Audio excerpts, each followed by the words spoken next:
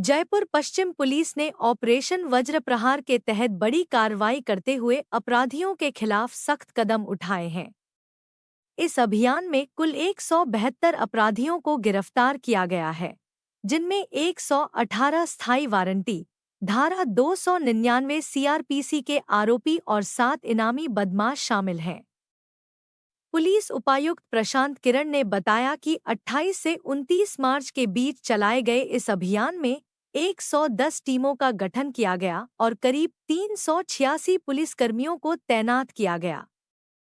अभियान के दौरान 10 से 10,000 रुपए के 2 इनामी अपराधी नंदलाल चौधरी और दिनेश चंद बंसल को भी गिरफ्तार किया गया।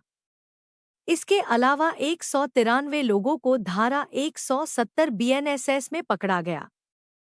नशे के खिलाफ कार्रवाई करते हुए एनडीपीएस एक्ट के तहत 14 मामले दर्ज कर 15 आरोपियों को गिरफ्तार किया गया।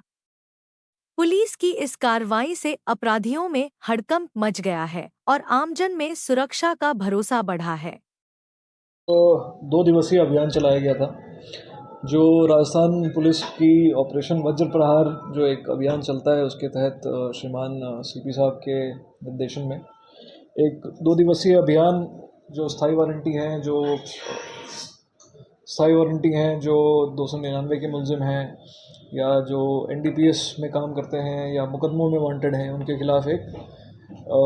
पूरे जिला पश्चिम के अंतर्गत एक अभियान चलाया गया, जिसके अंतर्गत जो 2 दिवसीय कार्रवाई हुई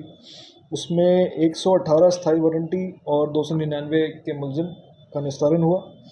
उसमें 172 अपराधियों को जो प्रकरणों में वांछित थे उनको गिरफ्तार किया गया और कुल 193 व्यक्तियों को धारा 170 बीएनएसएस में, जहां पर उनकी जो भूमिका है वो शांति भंग में पाई गई थी, उनको गिरफ्तार किया गया है। इस पूरे अभियान के दौरान करीब 15 मुलजिम को पकड़कर 14 एनडीपीएस एक्ट के मुकदमे, जो कि ड्रग्स पे एक बड़ी कार्रवाई है, उसको करा गया है और आर्म्स एक्ट के अंदर 2 फायर आर्म्स रिकवर करके उनके मुकदमे बनाए गए हैं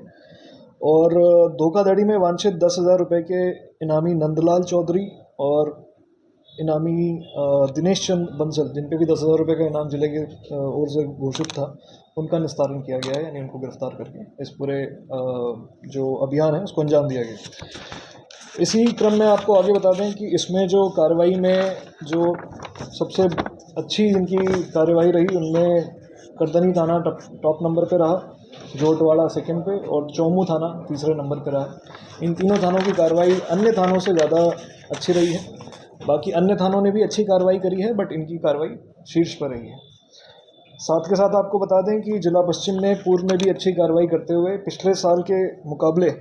मार्च महीने के अंत तक, जो 3 महीने हैं इस साल के,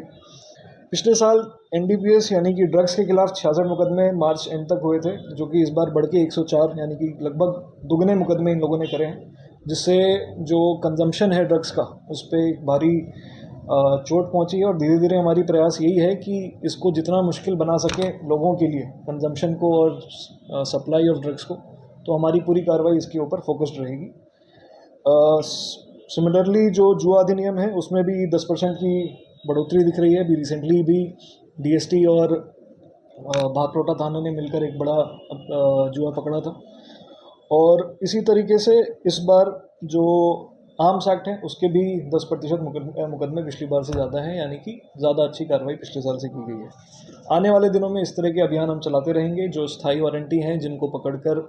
जो कोर्ट में मुकदमे पेंडिंग रहते हैं, उनको भी सॉल्व करने में, उनके ट्रायल को फास्ट करने में मदद मिलती है। तो इस तरीके के अभियान जिला पश्चिम में श्रीमान सीपी साहब के निर्देशन में चलते रहेंगे और कोशिश यही रहेगी कि जो वांछित अपराधी हैं उन तक कानून का जो पकड़ है वो उन पे बनी रहे और कोई भी एक सर्टेनिटी ऑफ जो पनिशमेंट होती है उसको हम इंश्योर कर सकें। सर